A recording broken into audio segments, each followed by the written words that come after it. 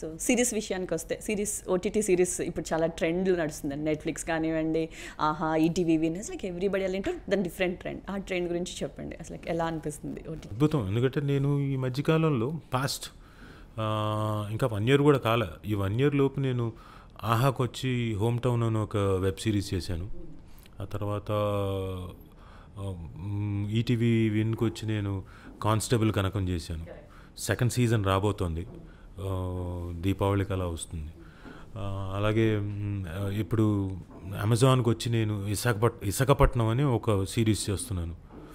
తర్వాత సోనీ లివ్కి వచ్చి black and white అని ఒక సిరీస్ చేస్తున్నాను.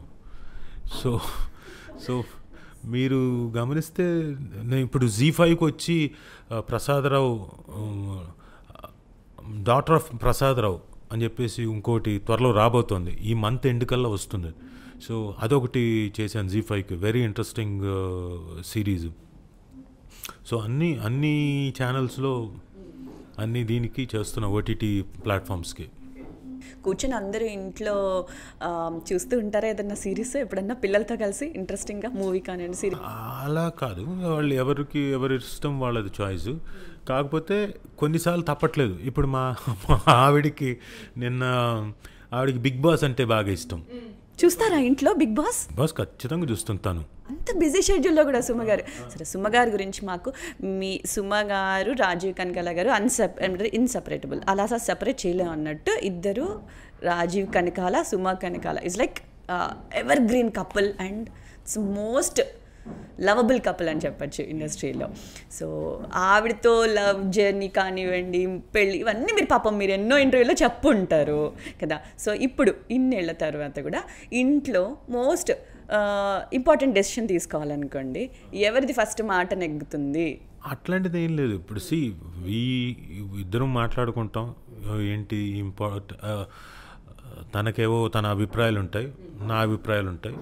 ఇద్దరం బేరీజ్ వేసుకొని ఓకే ఎంతవరకు ఏంటి, ఇది కరెక్టా కాదా, okay are we able to, మనం ఒక కొలిక్కి వస్తున్నామా లేదా మన డెసిషన్కి, okay if it is logically okay. ఇప్పుడు తనది ఓకే, తను చెప్పింది అనుకోండి లాజికల్ రైట్ అనుకోండి, తన మాట వింటాను. ఇందులో నో తను చెప్తే నేను ఎందుకు వినాలి అనేది ఉండదు. మీరు ఏదైనా స్క్రిప్ట్ డిస్కస్ చేస్తూ ఉంటారు, ఏదైనా మూవీలో క్యారెక్టర్ కానివ్వండి, ఇలా మీరు ఏదైనా సీరియస్ ఎప్పుడైనా జరుగుతూ ఉంటుంది అలా? చేసి వచ్చిన తర్వాత చెప్తాను, ఇలా ఈరోజు ఈ సీన్ చేశాను, చాలా బాగా చేశాను ఈ సీను, ఐ ఫెల్ట్ వెరీ అంటే హ్యాపీ, ఇలా ఉంది, ఇలా స్టేజింగ్ ఇలా జరిగింది, ఈ సీన్ ఇలా చేసాం అని ఎమోషన్స్తో ఇలా ఆడుకున్నాను. ఈ పర్టికులర్ ఆ సీక్వెన్స్లో ఆ ఎమోషన్ లేకపోయినా అలా డైరెక్టర్ని రిక్వెస్ట్ చేసి ఆ ఎమోషన్ జోడించాను, ఇలాంటివి చెప్తాను. సుమగారి విషయానికి వస్తే, ఆవిడ మిమ్మల్ని ఏదన్నా ఒక సినిమా గురించి అప్రిషియేట్ చేసింది, బా తిరగదీశారు మీరు ఈ క్యారెక్టర్, అసలు చాలా బాగుందని అనిపించి చెప్పింది? చాలా చెప్పింది. ఇప్పుడు మోస్ట్ మెమరబుల్ వన్ అని చెప్పండి. మోస్ట్ మెమరబుల్ వన్ అంటే మొన్న మధ్యనే లిటిల్ ఆర్ట్స్ అయిపోయిన తర్వాత, వెల్ డన్, బాగా చేసావు, నా పేరు నిలబెట్టావు, కీప్ ఇట్ అప్ అనేది. సో బిజీ షెడ్యూల్, మీరు క్యారెక్టర్స్గా అన్ని రకాల క్యారెక్టర్స్ సీరియస్లు చేస్తూ బిజీగా ఉంటారు, ఆవిడ కూడా షోస్ అని కానివ్వండి, మిగతా లైక్ నాట్ ఖాళీగా ఉన్న టైంలో కూడా వాళ్ళ మదర్తో కలిసి వ్లాగ్స్ చేసేస్తూ ఉంటారు. ఇట్స్ లైక్ ఒక ఏమంటారు, ఒక కైండ్ ఆఫ్ వాటికనుక inspiration. It's like age is not a number, it's like always should work అన్నట్టు కదా. సో మీ ఇద్దరు బిజీ షెడ్యూల్లో పిల్లల్ని ఎలా మేనేజ్, ఇప్పుడు పెద్దవాళ్ళు అయిపోయారు అనుకోండి, సో ఎలా టైం స్పెండ్, పోనీ దొరికిన కొంచెం టైంని ఫ్యామిలీ? చాలా ఈ మధ్యన అంటే చిన్నప్పుడు ఐ మిస్డ్ మై సన్స్ ఎదుగుదల అంతా మిస్ అయిపోయాను. ఎందుకంటే ఆ టైంలో బిజీగా ఉండి షూటింగ్లు వెళ్ళి, అవుట్డోర్లు వెళ్ళిపోయి 40 days, ఇంకో షూటింగ్కి వెళ్తే 30 days, ఇలా వెళ్ళిపోయి ఎదుగుదల చాలా మటుకు మిస్ అయ్యాను మా అబ్బాయిది. అలాగే మా అమ్మాయిది కూడా కొంతవరకు మిస్ అయ్యాను. అంటే I never went to their school, ఏం జరుగుతుంది, ఏం చదువుతున్నారు, ఎందుకంటే నాకు తెలియదు, అది తెలియక అంతే తప్ప నేనేదో చూడకూడదని కాదు, నాకు తెలియక. అంటే ఆ సబ్జెక్టు గురించి నేనేం మాట్లాడతాను, వాళ్ళ దగ్గరికి వాళ్ళ టీచర్లు వచ్చి సార్ అనుకుంటూ అంటే మనమే ఓకే సరే అనుకుంటూ బయటికి రావాలి. సో పైగా ఇప్పుడు బోల్డ్ అంతా అప్డేట్ అయిపోయింది కదా సబ్జెక్టులన్నీ. ఇప్పుడు నేను చదువుకున్న టైంకి ఇప్పటికి చూస్తే అదొక డిఫరెంట్ లాంగ్వేజ్ అనే చెప్పాలి, ఎందుకంటే ఇంటర్నేషనల్ సిలబసెస్ అలా కంప్లీట్లీ డిఫరెంట్. మన ఇంగ్లీష్ ఎలా ఉండేది, ఒక టెక్స్ట్ బుక్లో ఒక క్వశ్చన్, ఒక లెసన్ ఉండేది, దానికి క్వశ్చన్స్ ఉండేవి, ఆన్సర్స్ రాసేవాళ్ళం, పారాగ్రాఫ్లు ఇలా. మాట్లాడడం కూడా ఎలా ఉండేది? అసలు చాలా different. So hey now A bro not Dude, like మిమ్మల్ని అంటూ ఉంటారు ఇంట్లో పిల్లలు ఏ బ్రో నన్ను అనరు, కానీ వాళ్ళు ఇప్పుడు కజిన్స్ ఉన్నారు. ఇప్పుడు మా అమ్మాయి నాకు మేనకోళ్ళు వీళ్ళిద్దరూ ఏ బ్రో బ్రో అని, ఏ మీ ఇద్దరు బ్రో ఏందే, మీ ఇద్దరు కలిసి బ్రో అనుకుంటారంటే నీకు తెలియదు మామ అది, ఇది నీకు తెలియదు నాన్న. అలా వాళ్ళు పిల్లలతో కూర్చొని ఇన్స్టాగ్రామ్ గురించి ఇన్ఫర్మేషన్ తెలుసుకుంటారా? ఎందుకంటే నాకు చాలా తెలియదు, కొంచెం ప్లీజ్ చెప్పండి ప్లీజ్.